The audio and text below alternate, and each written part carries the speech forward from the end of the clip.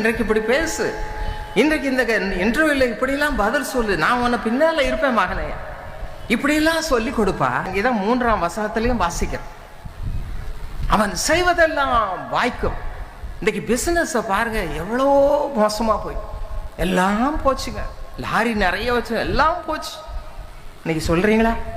எல்லாம் கை வைக்கிறதெல்லாம் போச்சு. இதை செய்து பார்.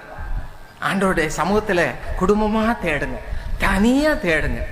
உங்களுடைய குடும்பத்தில் செழிப்பு உண்டாகும். கர்த்தரால் எல்லாம் கூடும்.